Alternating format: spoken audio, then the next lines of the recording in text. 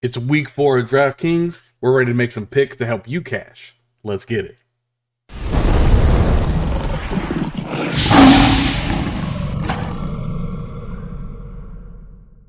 Let's start off with the quarterbacks. At the top tier, we have Josh Allen at 8,400. Allen gets the pleasure of playing a Ravens defense who's given up the second most DK points to quarterbacks thus far this season. After a heart-crushing defeat to the Dolphins, Allen's going to want to have a statement game to prove that the Bills are the team to beat in the NFL. Look for Josh Allen to go nuclear this week.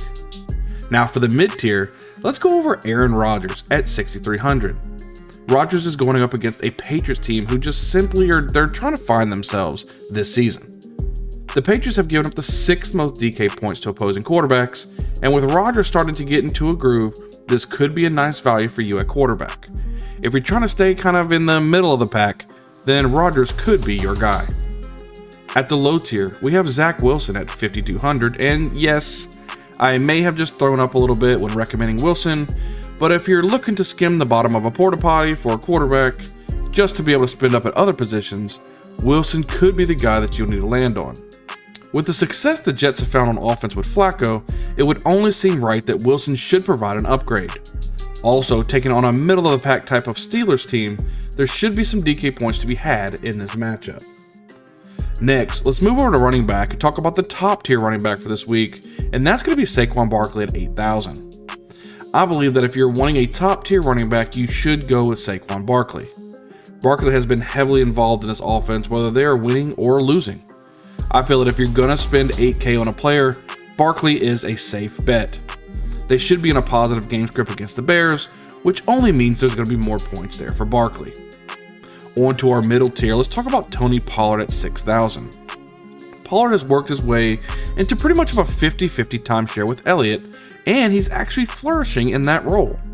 For only 6,000, I believe Pollard is a value and should have plenty of work against the Commanders. For our low tier, let's talk about Nyheim Hines at 4,700. If you're looking for a punt play, I'd grab Hines taking on the Titans, who have given up the 10th most DK points to opposing running backs this season. Hines is averaging 10 targets a game, which is amazing considering he's only 4,700. If you're looking for some value, Hines should be your guy. Now we're moving on to the top tier wide receiver, and let's talk about Stefon Diggs at 8,400. As I mentioned earlier with Josh Allen, the same applies here with Diggs. Going against an opportunistic defense of the Ravens, look for the Bills to try to exploit this matchup and go straight ham sauce on the DK points. Now onto the middle tier with Courtland Sutton at 6,400. Sutton will be taking on a good secondary with the Raiders, but Sutton is the sole producer on this offense for the Broncos. It seems like Russell Wilson trade just kinda isn't really working how they envisioned it thus far. Sutton is getting tons of volume, and at 6,400, that's a steal. Finally, let's go over the low tier with Zay Jones at 4,200. I think some people are sleeping on Jones. At 4,200, getting a receiver with double-digit target potential is kind of crazy. He gets a matchup with the Eagles team that should be leading most of the game. Trevor Lawrence is going to have to throw tons of passes to try to keep up with the Eagles' offense. I see Zay Jones as an incredible value this week. Now on to our top tier player at the tight end position, we're going to have to talk about Darren Waller at 5,600. The Broncos can't seem to contain the tight end position, and one of the best tight ends in the league is about to pay them a visit this week. The Broncos have given up the 8th most DK points to opposing tight ends this season, and they should receive a healthy target share this week with Waller. If you're looking to pay up at the tight end position, I would choose Darren Waller at 5,600. Our mid-tier player at tight end is going to be Tyler Conklin at 3,600. Conklin has been the surprising tight end this season, and even with the switch at quarterback, Conklin should be well within the game plan. Only having to spend up at 3,600 for a tight end that could put up top in numbers this week could be an absolute steal. Now on to our low-tier player, which is tight end Daniel Bellinger at 2,800. If you're looking to throw a dart at tight end, Daniel Bellinger could be your play. 4 to 5 targets a game and a handful of yards, and a possible touchdown is well within the wheelhouse of outcomes for Bellinger. As I said before, if you want to throw a dart and hope it sticks, I believe Bellinger could be able to have the best chance to get that done for you just at a mere 2,800.